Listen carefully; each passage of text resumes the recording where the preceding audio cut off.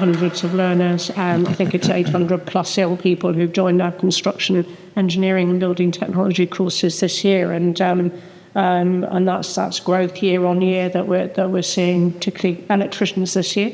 Very popular course. And I think that reflects a lot of young people and their families seeing that there are great opportunities coming with infrastructure projects on the horizon and so on, and that's fantastic. And we work to fulfil the potential of all of those young people.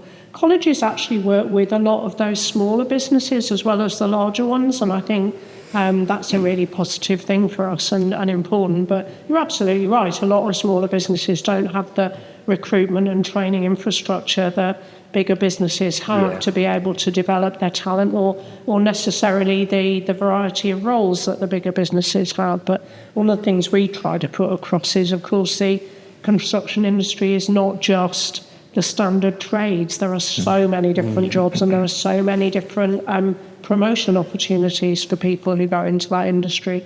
And of course, you can enter it at any time, and colleges and other training providers have lots of adult routes into the sector as well, and we've got to remember that too. Yeah, and I suppose that's one of the strong points there, actually, Matt, is that, in terms of the colleges are open for business. And I think that more of these businesses across Suffolk and Norfolk need to understand that these colleges are working for you.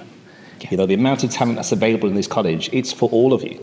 And in terms of how to work with the college, they're set up and ready to actually support their needs. So on that point, let's play devil's advocate. So I'm an SME, I'm a small business. I know I need to do more and I want to do more because I can see my diminishing workforce and the time and opportunities coming up.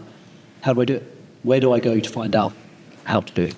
Well, I would say, if I don't mind jumping in here, I would say to contact your local CITB advisor. Okay. Yeah, that would be the first port of call for me. And as simple as, sorry to interrupt, how do I do that? Okay, so on our website, citb.co.uk, search for local advisor or local support, and you will find your local advisor.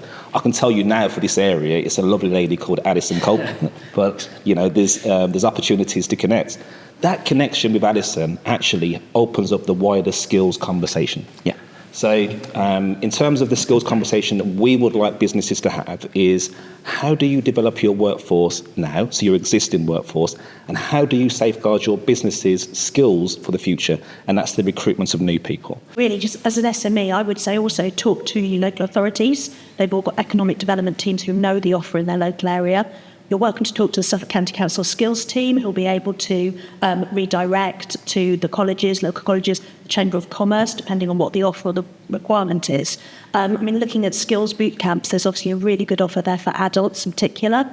We've got some fantastic construction courses running right now, and the information on those is via the SCC website, and the providers that are delivering boot camps also will have that offer within their website as well. And there's fantastic funding routes behind skills boot camps, so that's the other important thing to think of with SMEs, that they don't always have the funding to be able to pay for training. Yeah, I think that's a really key point. Existing staff, and skills boot camps is one of the mechanisms they can do that. I think, Emma, you're offering skills boot camps in this current wave. We've got our construction health and safety bootcamp running at the moment, another tier of participants for that in January and next year, so we'll be putting that live on our website. But actually, there are ways for us to offer content for adults for free over and above bootcamps. So I know it's very much a front of mind scheme at the moment, a really key government scheme, but there are adult education courses that we can deliver. We can be creative with courses.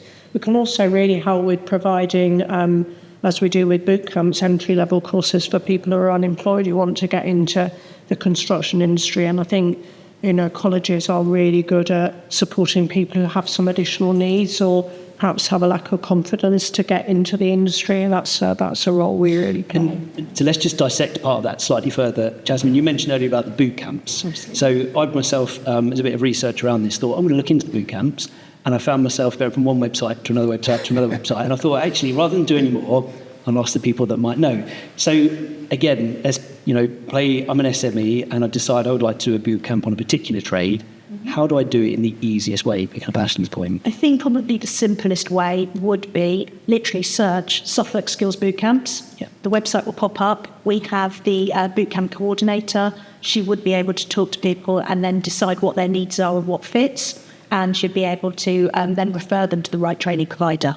Each individual training provider has a very distinct offer through boot camps. Okay. So it can be a little bit difficult that if you say what construction, which boot camp do you pick? Yeah. And certainly through the Suffolk County Council boot camp service, you'd be able to have that conversation, or they'd be able to answer a question, and then they would be able to refer you to the right training provider. Because the training providers have the expertise for that training, and Suffolk County Council really look at that coordination and the overarching management of it. But I think that's probably the simplest route. It's obviously also advertised on the CITB website. It is. The DWP are aware of it. So if it's individuals who are coming from an SME, they can get onto boot camps primarily through DWP services, or again, going direct to a training provider. There's lots of opportunities and routes in. It can be confusing, but one of the reasons for that is that we don't want to miss anybody's potential route. Lots of businesses use different routes. Some will be Chamber of Commerce members, others might be part of FSB, others might just decide to go and talk to a local authority who's their economic development officer. So there do have to be a number of routes in, but all of them will get them to that boot camp information that they need.